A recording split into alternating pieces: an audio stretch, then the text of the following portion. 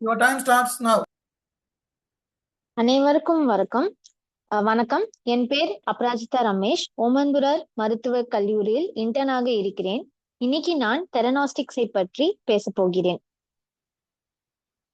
சில ஆங்கில வார்த்தைகளின் தமிழ் அர்த்தத்தை பார்த்து கொள்ளலாம். முதலில் தெரப்பி என்றால் சிகிச்சை, டயக்னாஸ்டிக்ஸ் என்றால் நோய் அறிதல், ஜீன் கார்ட்ஸ் என்றால் மரபணு அட்டைகள். தெரனாஸ்டிக்ஸ் என்றால் என்ன? What is theranostics? நோய் அறிதலும் சிகிச்சையும் சேர்ந்து ஒரே படியில் செய்வதுதான் தெரனாஸ்டிக்ஸ். முதலில் நோய் அறிதல், தொடர்ந்து சிகிச்சை. தெரனாஸ்டிக்ஸ் ஏன் நமக்கு தேவை? அதன் மகத்துவம் என்ன? குறைய நேரத்தில் நம்மால் சிகிச்சை அளிக்க முடியும். ஒரே படியில் செயல்முறை முடித்து விடலாம். சரியான நோயாளிக்கு சரியான சிகிச்சை. ஒவ்வொரு நோயாளிக்கு சரியான சிகிச்சை அவங்களுக்கு ஏற்றமாறு மாற்றி அமைக்க முடியும். சிகிச்சையின் விளைவுகளை நம்மால் கண்காணிக்க முடியும். தேவையான இடத்தில் தேவையான சிகிச்சையும் அளிக்க முடியும். இப்போது தெரனாஸ்டிக்ஸின் வரலாறு என்ன? தெரனாஸ்டிக்ஸ் எனும் வார்த்தை முதலில் ஜான் ஃபங்க்ஹவுசர் 1998 அறிமுகப்படுத்தினார். தெரனாஸ்டிக்ஸ் முதலில் பயன்படுத்தினது டாக்டர் சால் ஹெர்ட்ஸ்.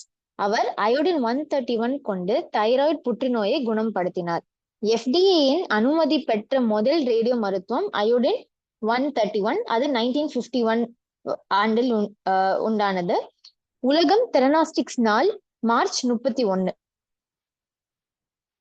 இப்போது நான் கூறியபடி தெரனாஸ்டிக்ஸின் 2 பகுதி உள்ளது. முதலில் நோயறிதல், அப்புறம் சிகிச்சை. இப்போது நோயறிதலின் முறைகளை காணலாம். நோயறிதலின் முறைகளில் 5 முறைகள் உள்ளது. இந்த 5 முறைகளில் முதலில் positron emission tomography, that is bed scan. இந்த ஸ்கேன் 3D இமேஜஸை உருவாக்கும். இதன் மூலம் நம்மால் செல்களின் செயல்முறைகளை காண முடியும். உதாரணத்துக்கு FDG என்னும் ஒரு ரேடியோ மருத்துவம் செல்களின் குளுக்கோஸ் எடுத்துக்கொள்ளும் தன்மையை அளவிடுகின்றது. இப்போது புற்றுநோயின் செல்கள் குளுக்கோஸை அதிகமாக எடுத்துக்கொள்ளும். அதனால் இந்த ஸ்கேனின் மூலம் நம்மால் இந்த புற்றுநோய் செல்களை காண முடியும்.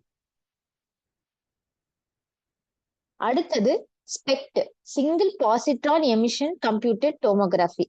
இந்த ஸ்கேன் இரத்த ஓட்டம் மாற்றத்தினால் ஏற்படும் நோய்களுக்கு உதவும். உதாரணம் டெக்னீசியம் 99, இதுவும் ஒரு ரேடியோ மருத்துவம். இதை கொண்டு நம்மால் இதயத்துக்கு கம்மியாக இரத்த ஓட்டம் சென்றால் அல்லது மாரடைப்பு ஏற்பட்டால் இந்த ஸ்கேனில் நம்மால் காண முடியும். இந்த ஸ்கேனின் வழியாக நம்மால் நோயின் இடம் மற்றும் நோயின் நிலையையும் அறிய முடியும். உதாரணத்துக்கு கீழே இருக்கும் இந்த படத்தில் நம்மால் மூளையின் 2 படங்கள் காண முடியுது. ஃபர்ஸ்ட் படத்தை பார்த்தோம்னா அதுல வந்து வலிக்கான மருத்துவம் தரத்துக்கு முன் எடுத்த படம் அது. இரண்டாம் இருக்கும் படம் வலியின் மருத்துவம் திறந்த பின் இருக்கிற படம். இது 2த்துக்கும் இடையில் உள்ள வித்தியாசத்தை கொண்டு நம்மால் அந்த வலிக்கு திறந்த மருத்துவம் எவ்வளவு நல்லா வேலை செய்கிறது என்று காண முடியும். அடுத்தது MRI ஸ்கேன். MRI ஸ்கேனில் உடன் குறியல் அமைப்பு மற்றும் உடலின் செயல்முறைகள் பார்க்க முடியும். ஆக்சிஜன் உள்ள ரத்தம் அப்புறம் ஆக்சிஜன் இல்லாத ரத்தத்துக்கு இடையில் உள்ள காந்த பண்புகள், தட் இஸ் மேக்னெட்டிக் ப்ராப்பர்ட்டிஸை வைத்து இந்த ஸ்கேனின் ரத்த ஓட்டத்தை தீர்மானிக்க முடியும். இந்த ஸ்கேனால் இந்த ஒரு உடலுக்குள் செல்லும் ரத்தத்தை தீர்மானிக்க முடியும். டிஷ்யூகளில் இருக்கும் தண்ணியின் பரவலை கொண்டும் இந்த ஸ்கேனால் நமக்கு படம் காட்ட முடியும். அதுதான் நாம் diffusion weighted imaging magnetic resonance imaging, அதாவது DWI MRI என்று கூறுகிறோம். அடுத்தது ஒளி மற்றும் ஒளி அலைகளை கொண்டும் நம்மால் ஸ்கேன் எடுக்க முடியும். முதலில் ஒளியை ஒரு இடத்தில் வைத்து விடுவோம். அதுக்கப்புறம் வெப்பநிலை, அழுத்தம் என்ற மாற்றங்களை கொண்டு இதன் வழியாக ஒளி அலைகள் வரும். அந்த ஒளி அலைகளின் மூலமாக நமக்கு படம் வெளியே வரும். இந்த படத்தை வைத்து நம்மால் நோய் எங்க இருக்கு என்று அறிந்து கொள்ள முடியும். இதுவரைக்கும் நாம் பார்த்தது நோய் அறிதலின் முறைகள். இப்போது சிகிச்சை முறைகள். சிகிச்சை முறைகளில் முதலில் நானோ மருத்துவம், அதாவது பிஇஜி, பெக் தங்கம் பூசிப்பட்ட நானோ ஷெல்கள் பயன்படுத்தி நம்மால் படம் எடுக்க முடியும். புற்றுநோய் செல்களை கண்டுபிடித்து அதை லேசர் மூலம் எரிக்க முடியும்.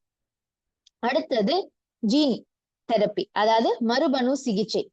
சிகிச்சைக்கு தேவையான மரபணு அப்புறம் நோயறிதலுக்கு தேவையான மரபணு ரெண்டையும் சேர்த்து ஒரே செல்குள் வைக்கப்படும்.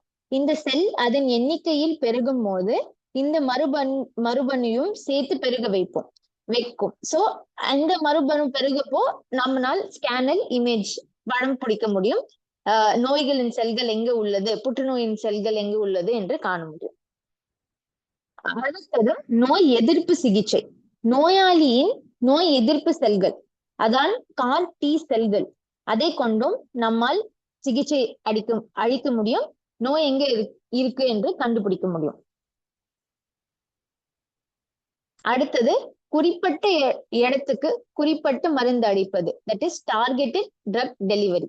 அதுக்கப்புறம் ரேடியோ தெரப்பி, அதை நாம் பெட் ஸ்கேன், எம்ஆர்ஐ ஸ்கேனின் மூலம் தர முடியும், சிகிச்சை தர முடியும். அடுத்தது நம்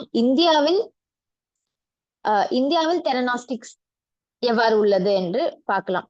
இந்தியாவில் தெரனாஸ்டிக்ஸ் குறிப்பிட்ட சில நோய்களுக்கு பயன்படுத்தப்படுகிறது. முதலில் ஹார்மோன் சுரக்கிற உறுப்புகள், அப்புறம் நரம்புகளில் உருவாகிற புற்றுநோய்களுக்கு நாம்